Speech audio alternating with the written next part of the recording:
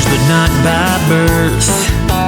Family, but not by DNA. Dave and Adam are two of a kind, and they wanna borrow some of your day to talk into your ear holes about midi-chlorians and roller coasters. Those two things are unrelated, but so are they. They're unrelated at birth, like most people who aren't related. Unrelated at birth, but they're brothers in a brotherly way. Now it's time for the phenomenal brother and the golden voice of the South. They're brothers from different mothers, but they're both really proud to be unrelated at birth.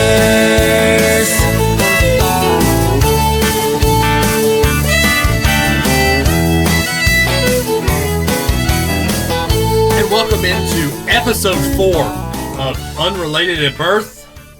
You have, as always, the golden voice of the Southeast, Dave Adams, coming to you live and in living color, all the way from Huntsville, Alabama, right here at the top of the state of Alabama.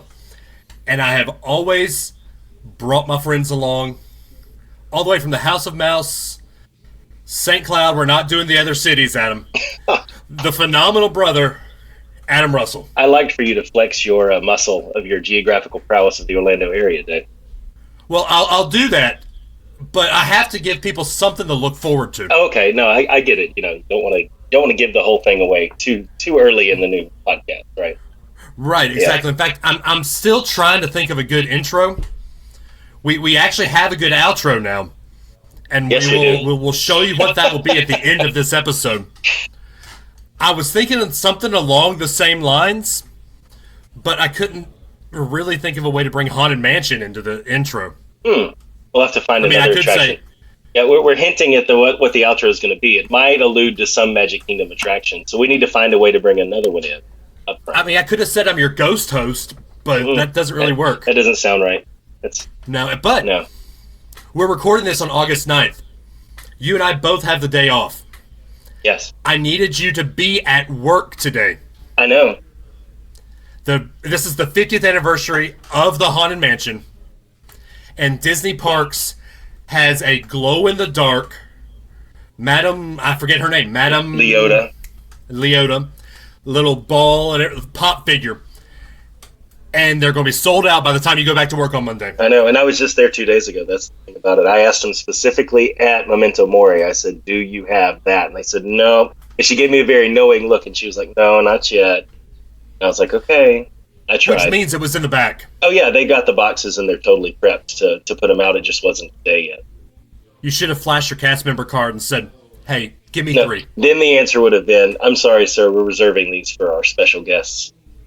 So, well, we reserved them for our guests, Dave. Oh, yeah, I'm friends with special guests, but I'm a cast member. I have to leave those things for the people who go and save up and look so much forward to their trip. Don't make me go all passhole on you. Yeah, please don't. Please don't. and there was a P in front of that. Yes, there was. A very emphatic P.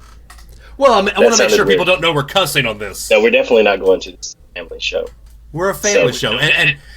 And with us being a family show, yes, Adam has brought in a great guest with a great family attraction.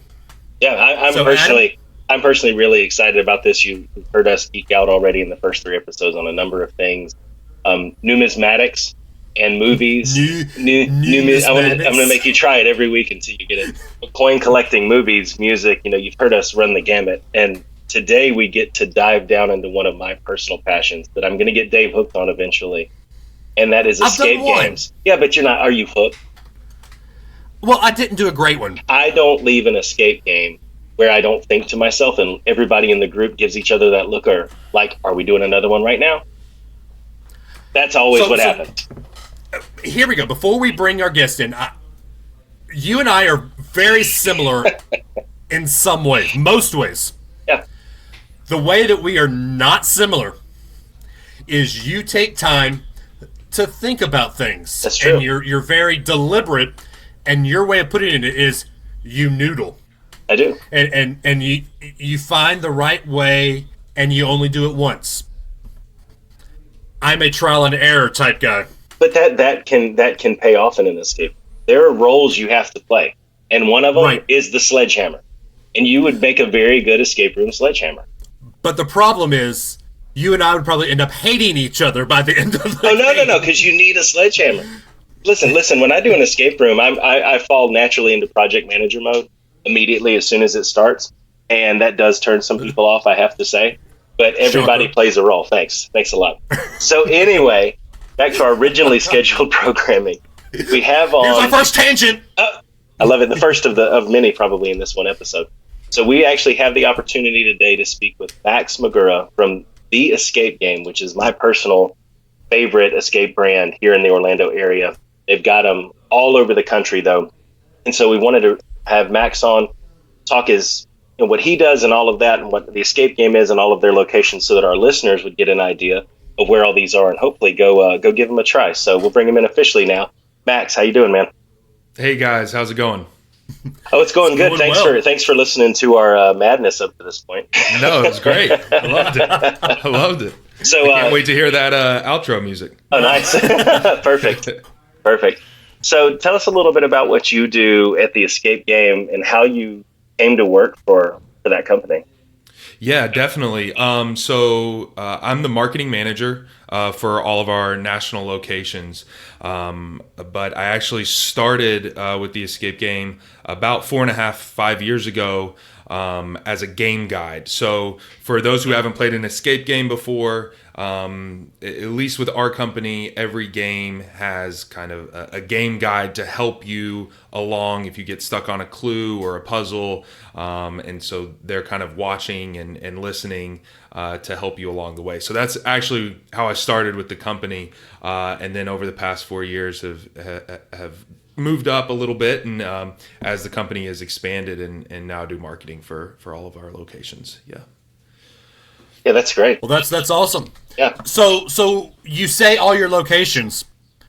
Go ahead and spill the beans. Where are all your locations? Of course. So we started in Nashville about 5 years ago. In Orlando, I know, Adam, you're down there. Orlando was our second location, and that opened in spring of 2015. But since then, we have 3 locations actually in Nashville. We're in Orlando, Atlanta, Austin, Chicago, Cincinnati, Dallas, Houston, Jacksonville, Minneapolis and the Mall of America, New Orleans, Pigeon Forge, Tennessee. We just opened in San Francisco last week, and we got New York City coming up in September. So we're really excited about that one. Please tell me your San Francisco one has an Alcatraz escape room. So yes and no. We have a one of our games, one of our earlier, it's actually our hardest game. It's called Prison Break. And the theming of that one is very 1950s Alcatraz style once you're in the room. And it's a really fun game. And actually one of the fun anecdotes about that game is your group is actually split into 2 separate cells to start the game. Oh, wow. And within each cell, there's a prison toilet, and we actually got those from state penitentiaries. So it just adds to the immersion. They went through an acid bath, so I was about to say everything's clean. But yeah, that's a fun little fact for that game at least. Oh, that's awesome. So yeah, I know here we've got 6 experiences here at the one in Orlando. I've done 5 of the 6. The only one I haven't done is Playground. Okay. And I think the thing that I like about it is that if you want your traditional keys and locks and codes type escape room, those are definitely part of your guys' offering. But then if you want something completely different that's got more of a technology bent to it, like Mission Mars here is one that is almost exclusively that way. And then one like Special Ops kind of mixes that. So how do you guys think about that? So when you open a new place like San Francisco, or if you look at a place like Orlando, without giving away any of the secret sauce, right? How do you guys look at your games? What's your approach to the overall brand and what you want to offer when you open something new or open up in a new place? Yeah, definitely.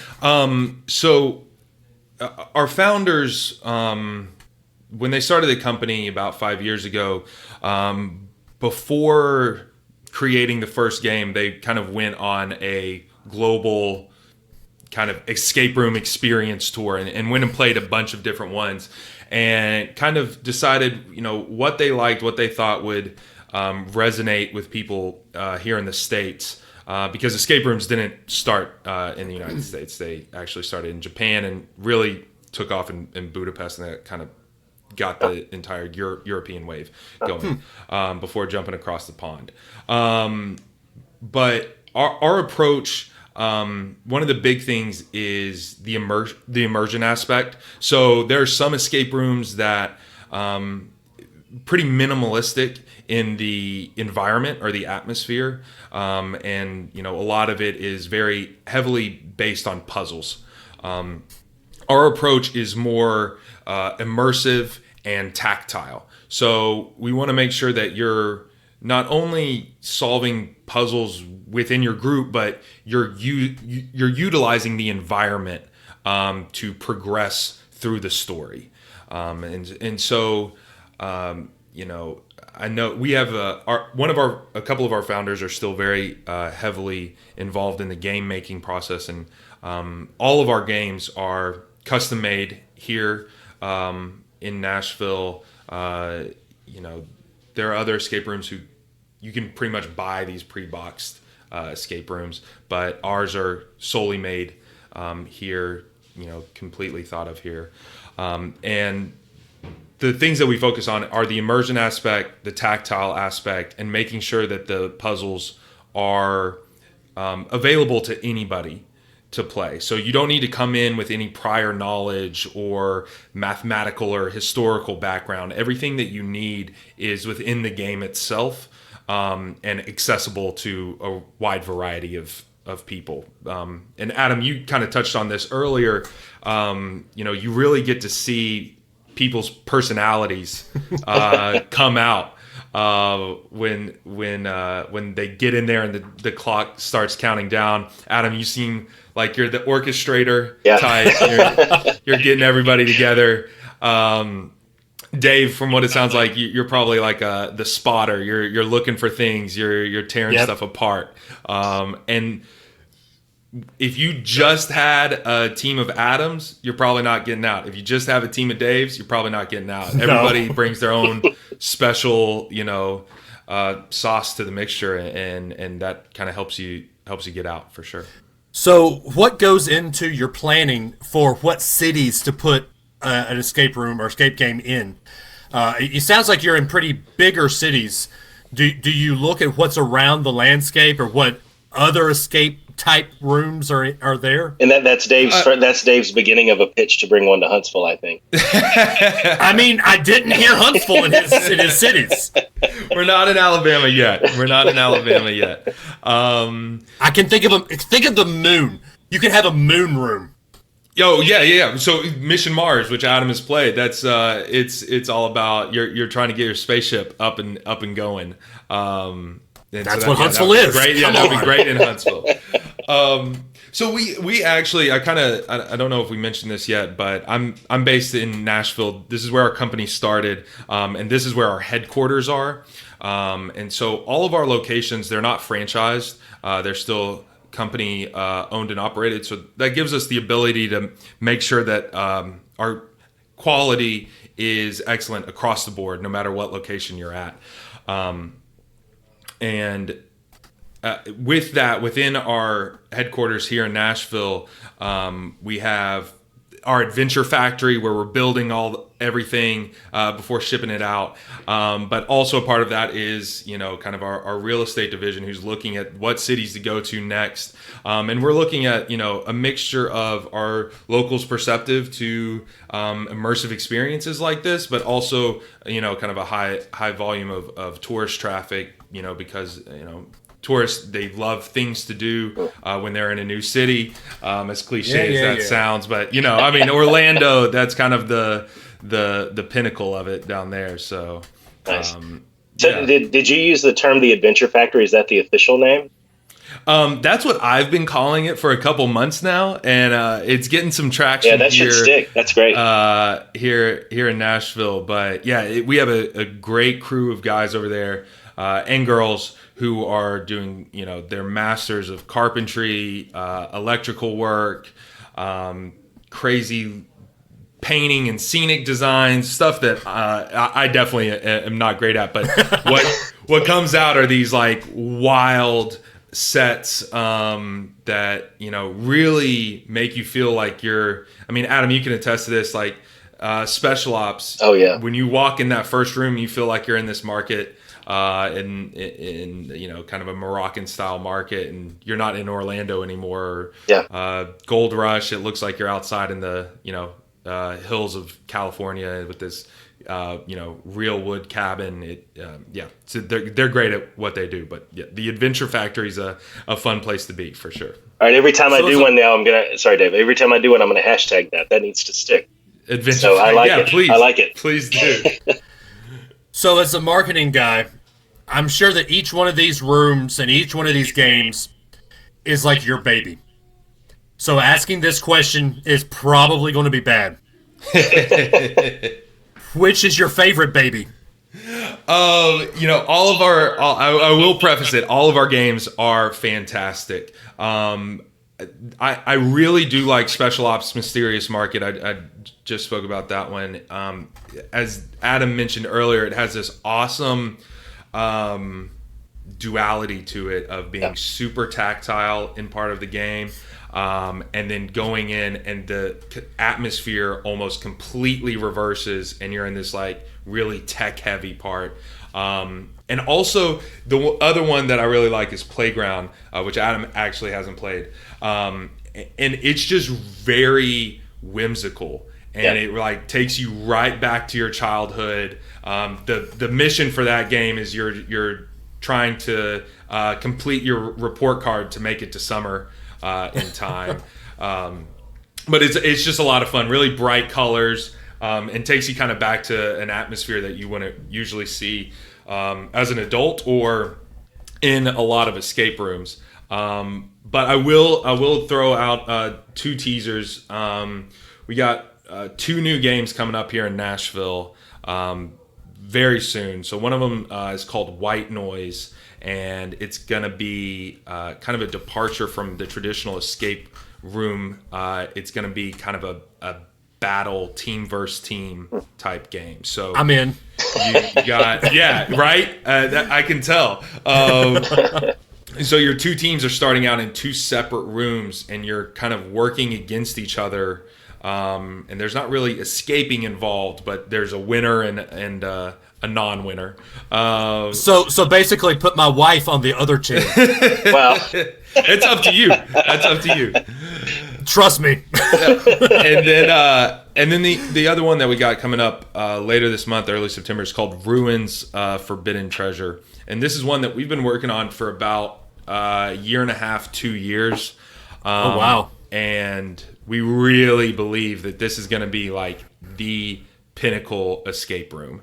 It's kind of got this Cambodian jungle ruins type feel. Think like Jungle Book style ruins. That's cool. And the scenic is just incredible, and there's some surprise elements that we haven't really incorporated in our previous escape room, so we're really excited about that one. Is that one in Nashville or Orlando? It's in Nashville, so Dave, you got the leg up on Adam. For once. But hopefully we can get it down to Orlando sometime. Oh yeah. Well, I will say this: Adam is probably coming up for the Tennessee-Alabama game. So if he can come up a day early, See? Yeah, we can make it up to drive Nashville. Yeah. Let me know. I love it. I love it. Definitely will. So where are your Nashville locations and your Orlando locations? So Orlando, we're right in the heart of I-Drive, International Drive, pretty close to the Orlando Eye, the big Ferris wheel, I guess it's a Ferris wheel. Observation wheel. Yeah, I think that's what they call it. Something like that. Yeah. They like that better. So right in the middle of it all. I know a lot of people go down to Orlando and they're hitting up Disney or Universal or doing one of the big ones. But usually I think they have a day off or so, and we're a great attraction or thing to do on those off days, or when it's really hot or raining. Yep. And then in Nashville, so we actually have 3. One's in downtown. One's a little outside of town in Opry Mills. And it's a mall. And then a little south of the city in an area called Berry Hill. It's about 2 miles from downtown. And that's actually our original location. That's our flagship location. So. Nice. Yeah, that my wife... Oh, go ahead. Go ahead, Adam. You're talking about Nashville. Go ahead. I was going to skip back to Orlando. So. Berry Hill, is that near Franklin and Brentwood and all that stuff? Or? So it's actually not even outside of Metro Nashville, but it is towards that way. Yeah. Cool. Okay. Yeah, my wife loves Chewy's Mexican restaurant, and so in Orlando she loves to, for that, that's our date night a lot of times. It's Mexican food and an escape game. So yeah, we're right next door. Yep, literally. Wait, just you two do an escape room? Oh no, we'll go with other people. Okay. We at least do. We find when we do it, 4 is a good number. 4 or 5 is usually a good number. I love my wife. Aww. Every second of the day, I love my wife. Aww. But there is no way in Hades I would do an escape room with her and her alone. Why not? Because she is basically you, and I am the sledgehammer. I think you'd learn a lot about each other, dude. You'd learn a lot. Okay. So one thing, Max, I've seen at some of the ones here is a little bit of the changes in the merchandise and some of the new offerings. I know one of the things I have to give a shout out to with you guys is the pins for the rooms. I wear them on my backpack that I take to work like a badge of honor. I complete one. I went ahead and bought Playground, but I don't wear it yet because I got to beat it first. But that's one of the things, because a lot of the T-shirts and the normal things people have, I think that pin is a nice little takeaway. So I enjoy those. But I've also seen some of you mentioned it earlier, where some of the stuff is more simplistic. It's almost like an escape room in a box. But you guys actually have your own like take-home experiences with some escape games. So tell us a little bit about those. Yeah, definitely. Thanks for bringing that up, and I'll make sure that our design team gets word about the pins. They're going to be really pumped about that. Great. Earlier this year, I think in spring, we created something called TG Unlocked, which the first iteration of it is an expansion on our game, The Heist.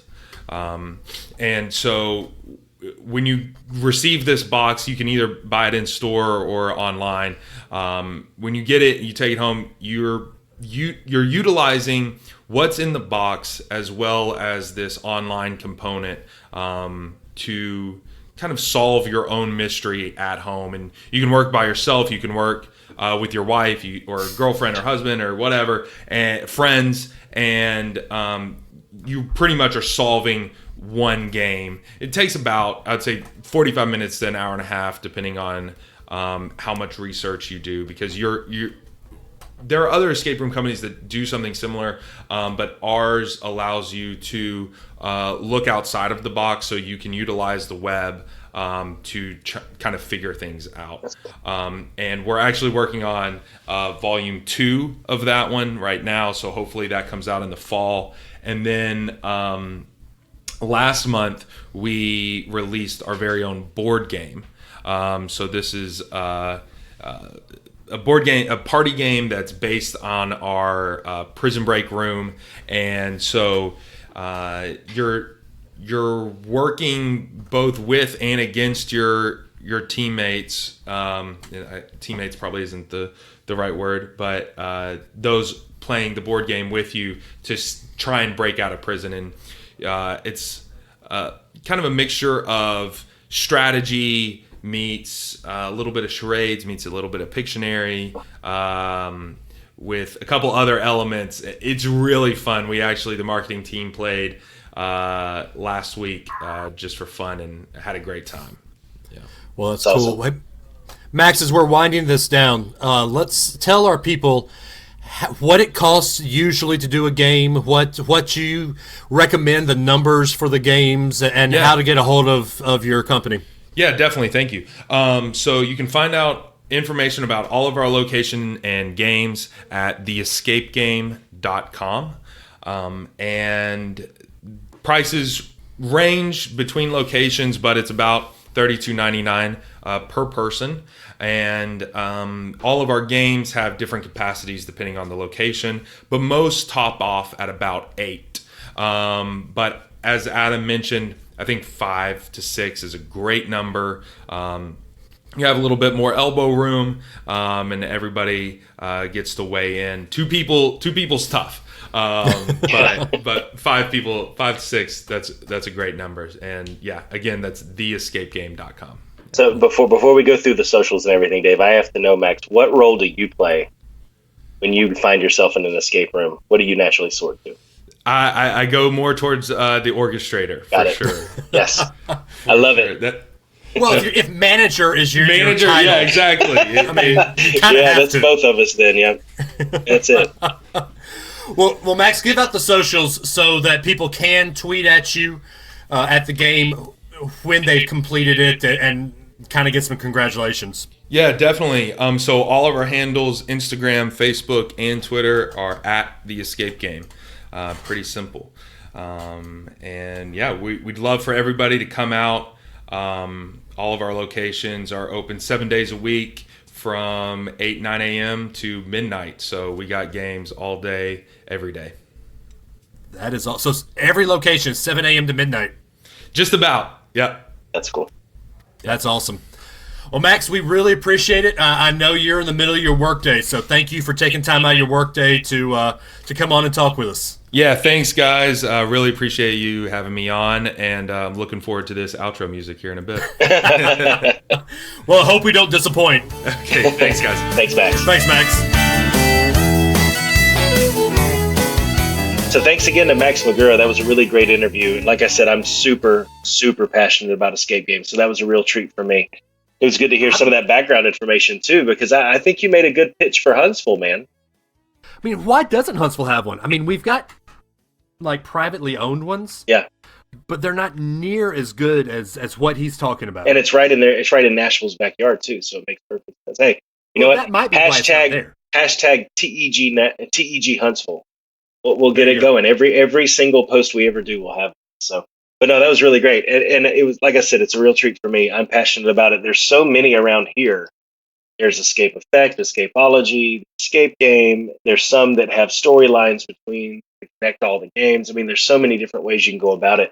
There's even some in like New York that are pretty crazy where there's an actor in the room that's like a zombie on a chain. And the longer you go, the longer the chain gets. But there are things up by the zombie at the very beginning that you have to go get to escape quickly. So, I mean, that kind of stuff is pretty cool. Anything goes in that world right now. It's really cool. Even to a small effect, The Void is an escape game. In a way, yeah. I mean, you have tasks you have to complete. Not really. I mean, you can't lose in The Void. But you can go faster in The Void. There are things you can do in that control room. Yeah. I'll tell you, though, when we were playing The Void, yeah, I wanted to stay in the room with Vader as long as I could. I know, right? It's like, he's here! It should have a pop-up that says, would you like to stay here for another 5 minutes? Yes, I would. Yes! Please let him just continue to slice me. I also saw that in New York, Austin, and Vegas, there's a Ghostbusters Void game. Yep, that would be awesome. Good luck getting that here, though. I know it won't come to Disney. Yeah. But I need it. I know, right?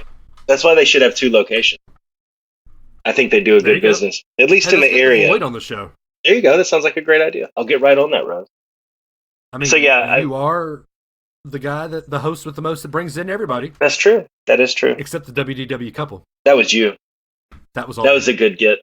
Good job, Dave. Everybody clap for Dave. No matter what you're doing, unless you're driving, don't take your hands off the steering wheel. Clap for Dave. So yeah, okay, all right, and cut. Okay, thank you. Dave was cutting. Stop clapping for yourself. Stop clapping. Anyway, so yeah, like I said, big treat. I was not lying when I said that I have all the pins from the one here in town where I play. Thank you for clapping for my achievements at the escape game. Thank you, Dave. But no, I do have all the pins from the one here. I have them on my backpack. I've got one for the last game I haven't done that I will put on when I defeat it. And it's nice just to have that little kind of trophy, that recognition that you use to walk around and show people what you accomplished. What? Wait, what is that? That's a blast from the past. So those who don't know, that is our sideline morning music from our previous podcast. That means Dave must have a good Lord amen, get off my lawn style rant about sports. Oh, yeah. And does it relate to what I was talking around personal achievements and having something to show? It relates to trophies. Oh, well, please, take it away. So, in the last week, there has been probably the worst argument I have ever heard between two individuals. And really, it's not an argument. It's just media Opinionated. crap. The Danny Cannells of the world, Ugh. the Barrett Sallees of the world. And I respect Barrett for most part, but this makes me so mad. So, a reporter in Missouri asked Kelly Bryant, formerly of Clemson, if Dabo Swinney offered him a national championship ring, would he accept said ring? And as any 22-year-old would do, he said, well, of course I would. Why wouldn't I? Yeah. Well, another reporter asked Dabo, would you give Kelly Bryant a ring? As any good coach would do, he said, in not so many terms, hell no, he quit on our team. And if he quits on this team, why does he get to reap in the rewards of what all the guys that put their blood, sweat, and tears into the 2018 Clemson team for the entire season? Spring, fall, postseason. Well, today, basically, they asked Kelly Bryant, what do you think about it? And Kelly Bryant said, I don't care. It's a stupid argument that was just made in the media. But I am appalled at grown-ass adults who are coming in and what Adam? That's two. That's too many. Calm down. I said one. Calm down. That's two. Hell isn't a cuss That's word. three. That's Continue. a place. Continue. Okay. I am appalled at grown poopy adults who are saying that Kelly Bryant deserves a ring. Are you kidding me? The boy quit on his team when Clemson needed him the most. The very next game that Clemson was told by Kelly Bryant that he was quitting and taking his ball and going home because he couldn't beat out Trevor Lawrence at quarterback. The very next game, Trevor Lawrence gets hurt. Another backup gets hurt for Clemson. And just by some fluke, Clemson ends up beating Syracuse. So no, Kelly Bryant. You quit on your team when your team needed you the most. You don't deserve a ring. You don't deserve my admonition. In fact, you're the millennial mindset that you took your ball and went home when things got tough for you. Yes, you had 1 year of eligibility left. Because of that little kooky 4-game rule, you now can redshirt because you've graduated from Clemson and go play at Missouri this year. But I don't care. When Adam and I were raised in our families, I'm sure that your parents taught you when you start something, when you started something, you see it through to the end. Right, Adam? Yeah. Okay. And I'm sure you're trying to tell Aiden that as well. Of course we are. Okay. But the stupid millennial, I'm going to say it. Nope. I'm going to say it. Upwards sports mentality of this crap. Everybody gets a ribbon. Everybody hang gets on. to play. Everybody's okay. Did anybody ask Kelly Bryant how he felt after Dabo said that? No. They didn't? No. Okay. Well, they have now. Oh, they have now. Okay. Well, here's ultimately the problem at the end of the day. That's making me the most mad. No, I understand, and here's ultimately the problem at the end of the day is that you've got the sports media opining on something that at the end of the day is none of their business.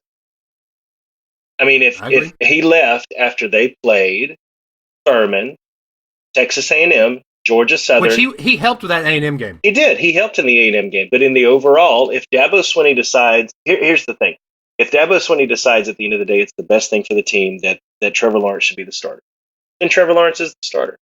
If Kelly Bryant decides, given the current NCAA rules, that it's better for him to go somewhere else, he goes somewhere else. None of that has any bearing on First Take or Danny Cannell or anybody's life.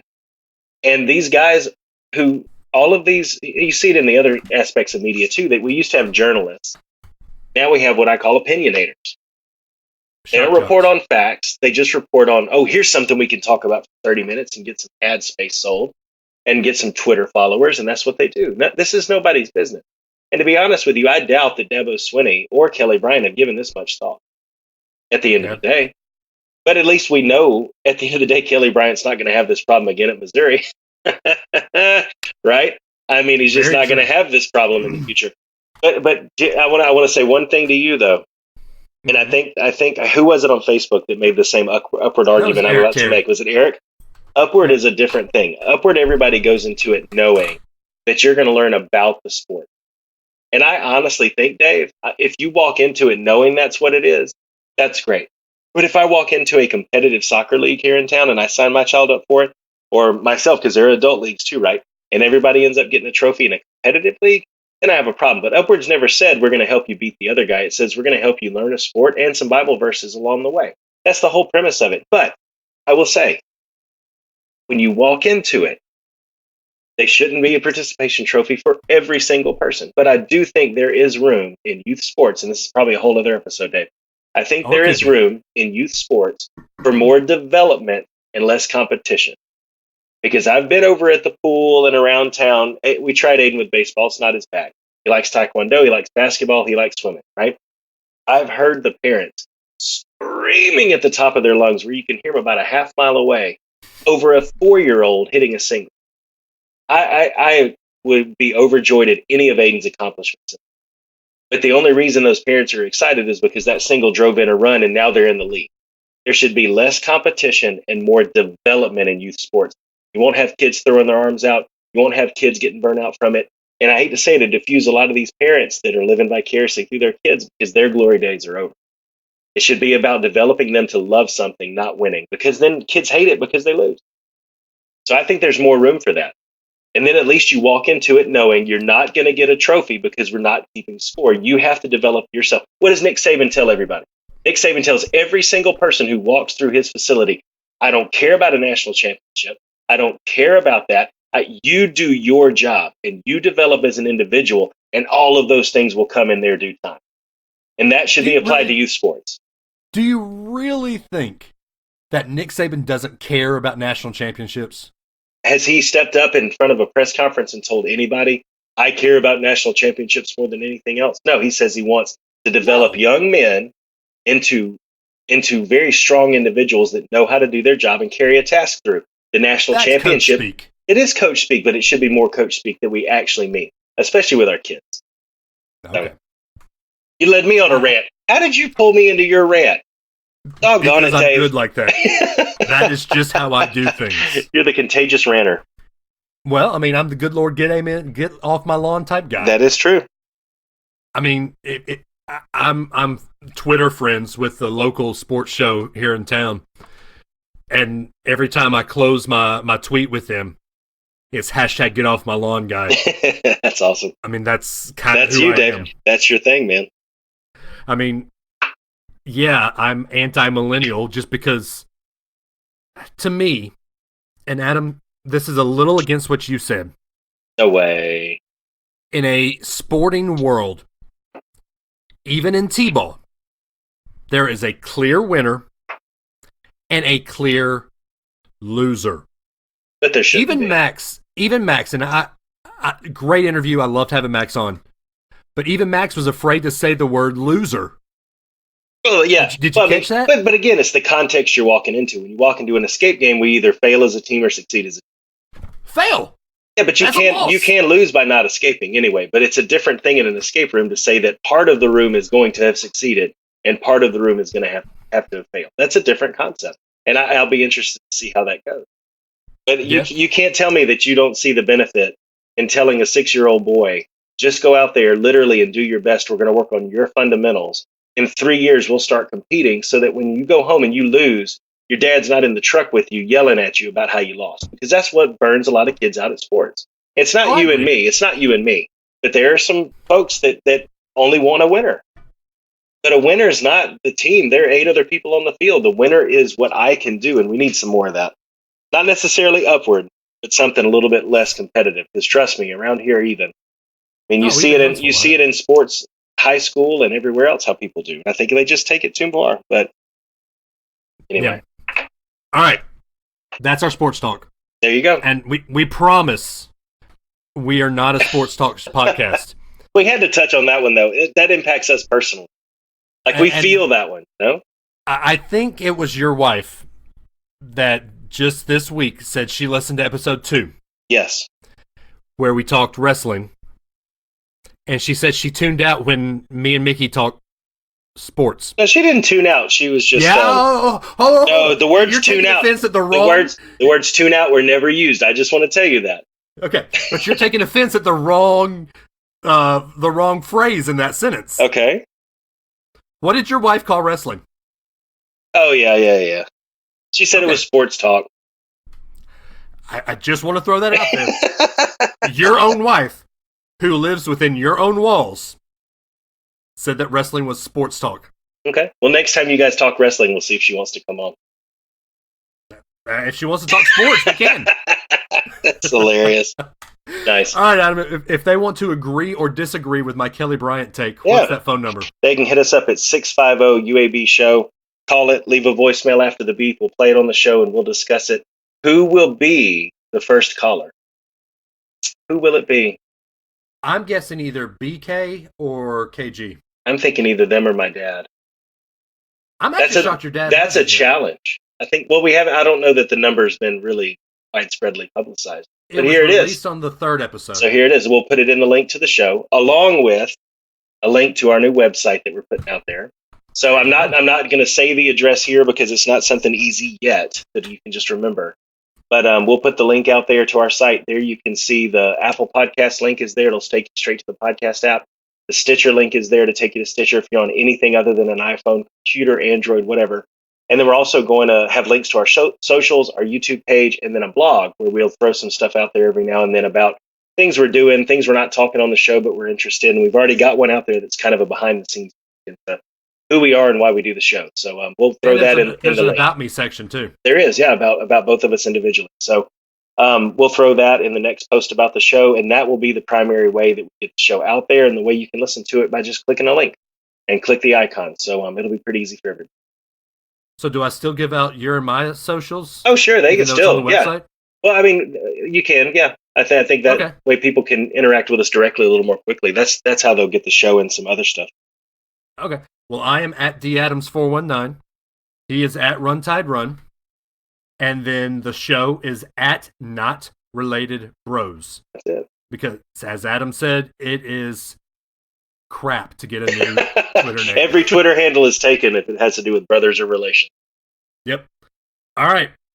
We're at the end. We are. You've made it to the end. You've listened to my rant. You've listened to us talk about Max and the escape game, the escape rooms, the escape game. Game.com. Theescapegame.com. We're doing this mid-afternoon. I'm off my game. I don't have bourbon with me. You can't drink bourbon at noon. No, please don't. Well, you could, but you know. But there's meetings for those people. There you go. But seriously, go out to theescapegame.com, find one near you. They put together a great product, guys. You'll thoroughly enjoy it, I promise. So go do that whenever you get a chance. All right. Well, my train of thought was to say this. You've reached the end of the show. If you've enjoyed Unrelated at Birth, my name is the golden voice of the Southeast, Dave Adams. My co-host is the phenomenal brother, Adam Russell. And once again, we are Unrelated at Birth. But if you haven't enjoyed this show, then we are I Am Geek. My name is Ryan Street. That is Chris Catron. And Christopher Street is having the week off. Guys, we love y'all. We'll see y'all next week.